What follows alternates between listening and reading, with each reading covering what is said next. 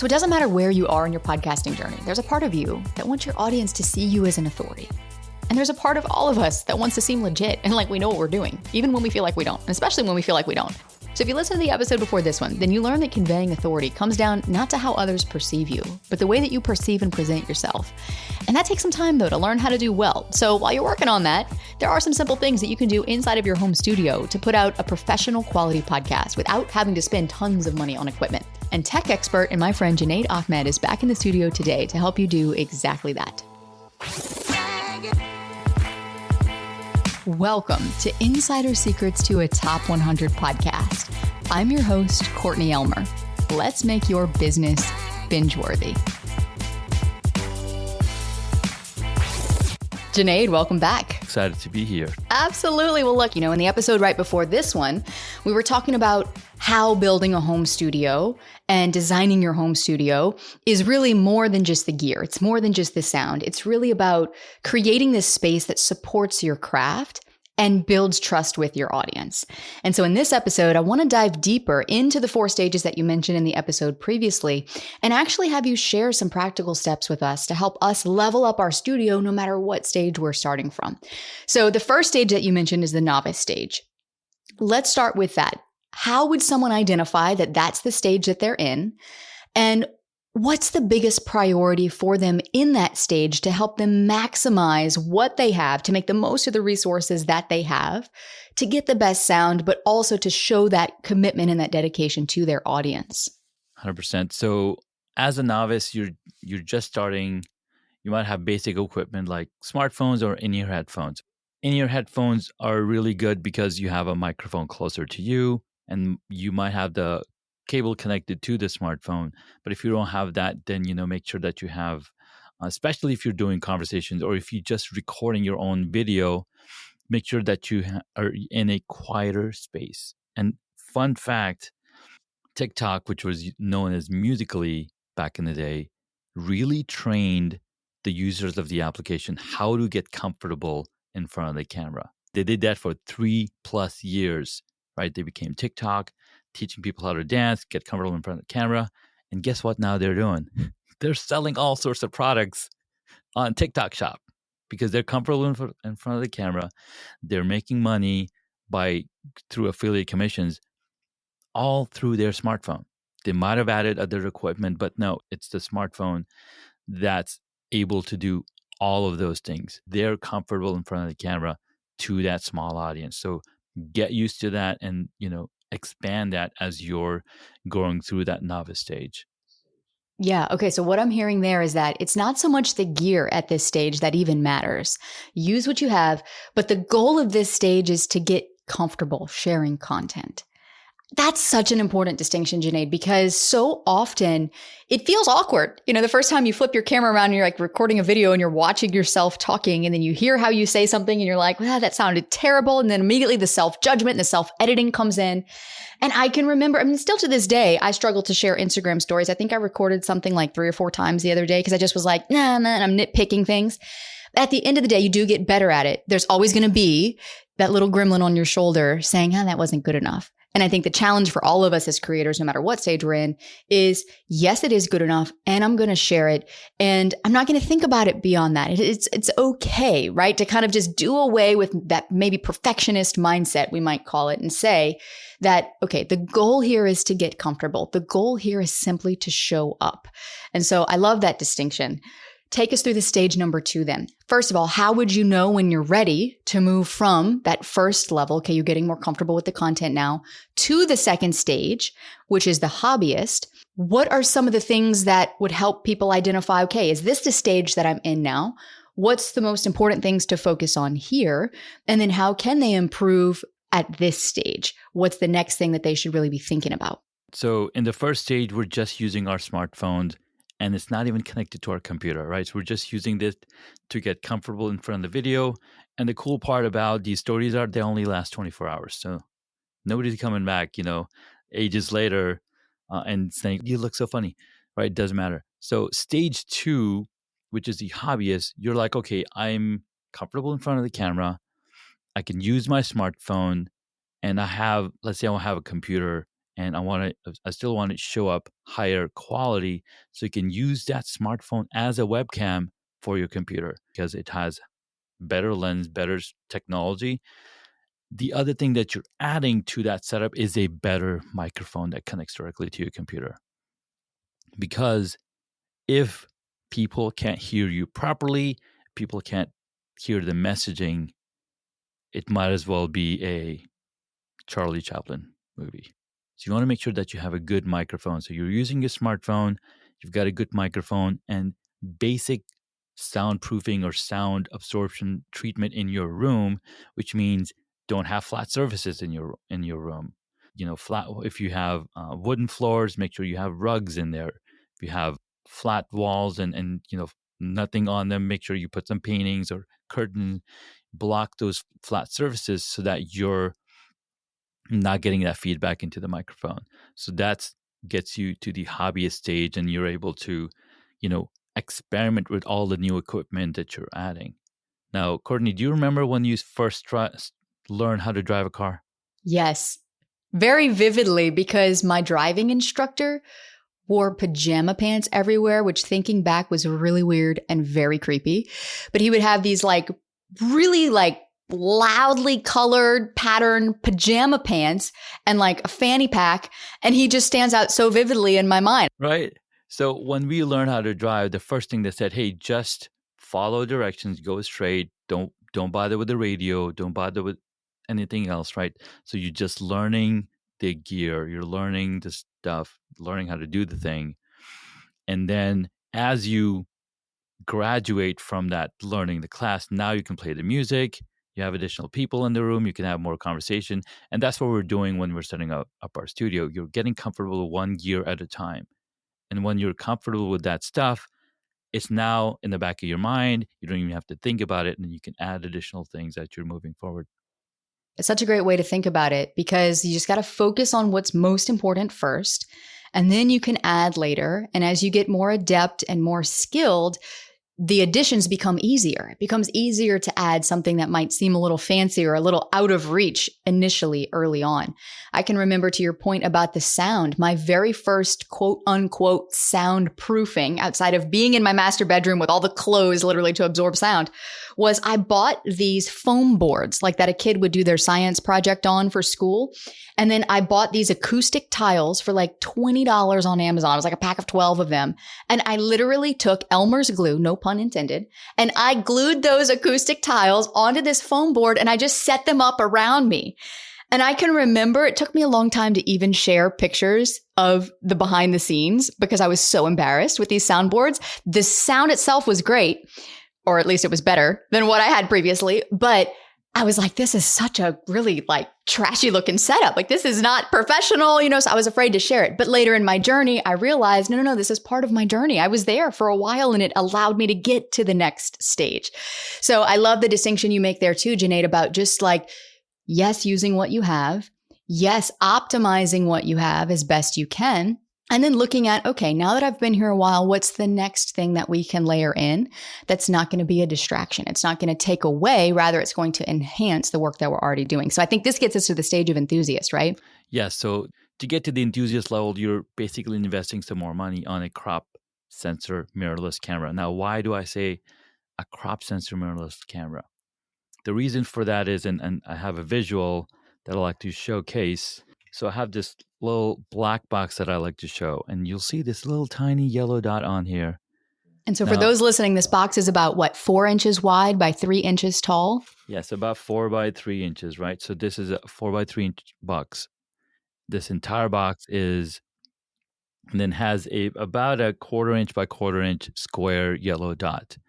And that yellow dot represents the size of the sensor relatively on those webcams that are in our cameras, that are in our smartphones, that are in our laptops and whatnot. And the webcams, a 4K webcam that they say, that's how big that sensor is. But that relative to a crop sensor, that's how large it would be. Which is the size of the box. The size of the box. So this little 4x4 square, if you could picture this in your mind as you're listening, this little 1/4 inch square compared to a 4x3, almost as big as a photograph. It's So tiny. Junaid, I remember when you first showed me this, I was like, oh, wow, no wonder my video is not as great as it could be. Wow, thanks. Yeah. Okay. I feel really good right now. But no, it was great. It was very eye-opening. So that's why I recommend to go that route. So you might be in the hobbyist phase for a little longer, which is totally fine because you're getting comfortable with the gear that you have. And then you go to the enthusiast phase where you're now adding the camera, the lens, the lighting, some more acoustic panels. You're just putting all these things together. So that takes you to enthusiast.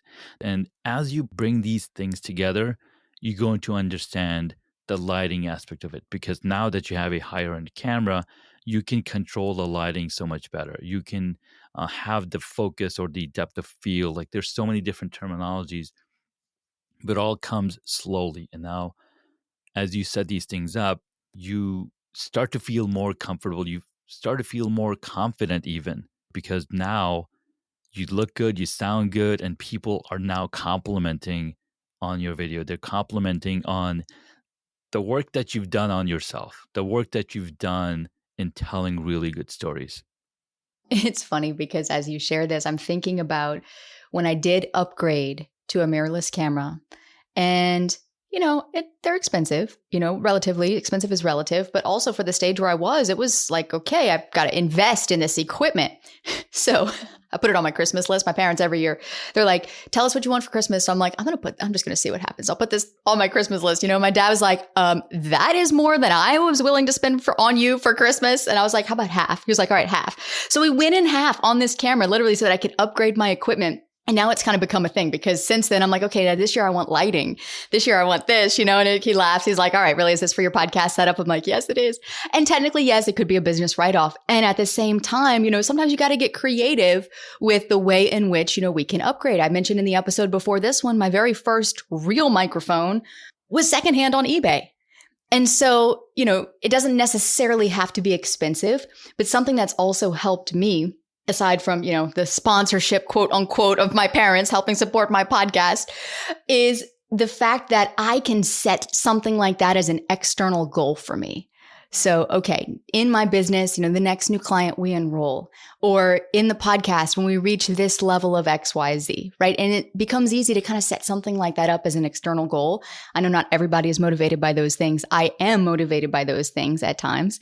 And so make it fun. Don't make it seem like this big, intimidating, oh my gosh, now I got to buy a camera and it's expensive. And okay, well, how can you make it happen? You don't necessarily have to take out a second mortgage, but also let's get creative, So Junaid, on that note, what are some of the creative things that you might recommend people doing when they start to upgrade to this more professional level of equipment?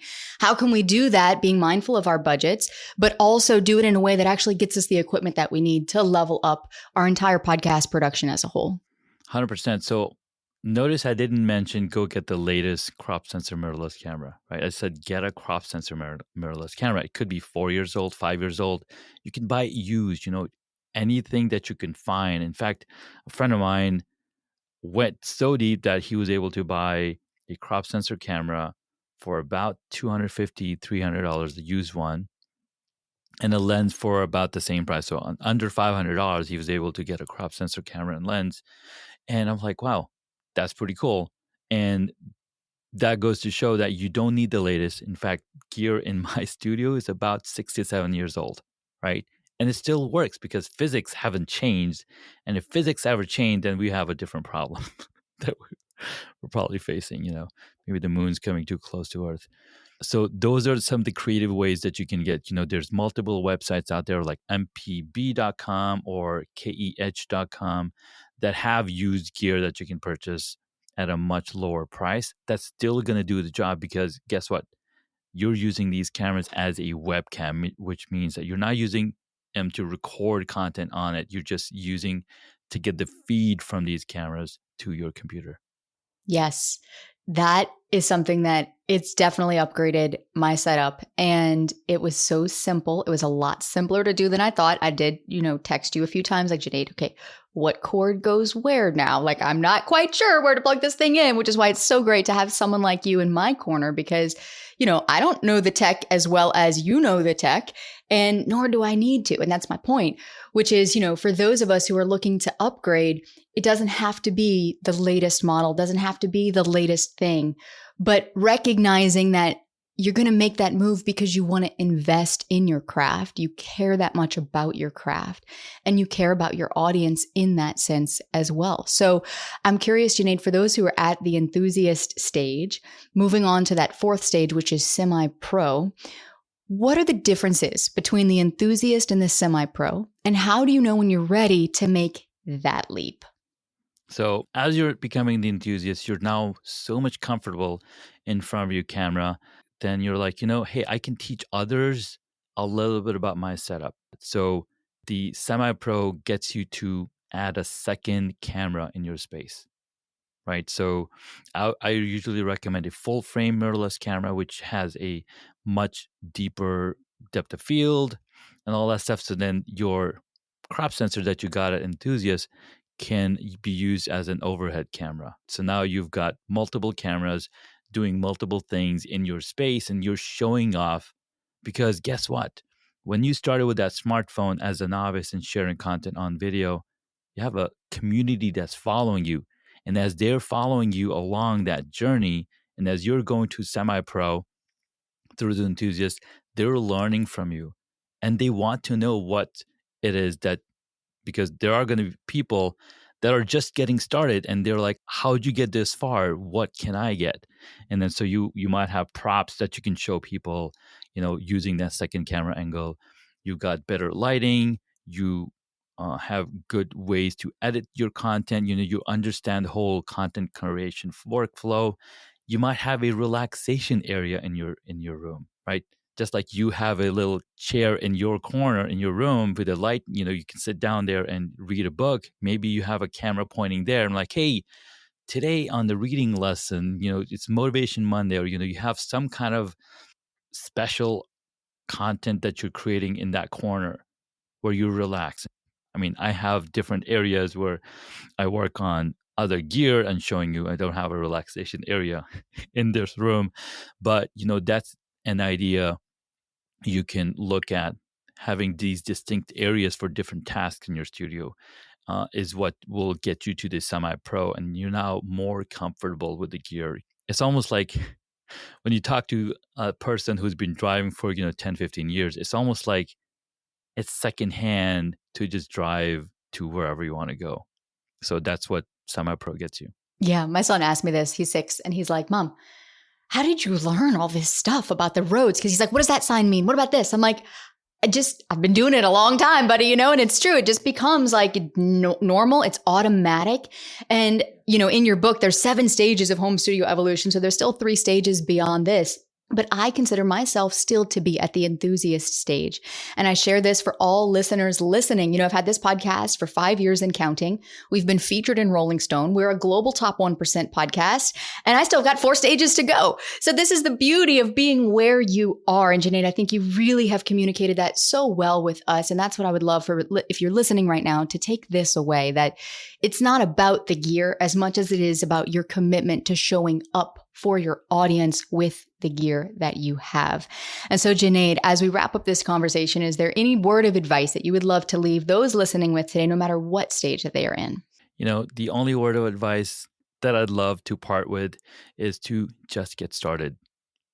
It doesn't matter where you are.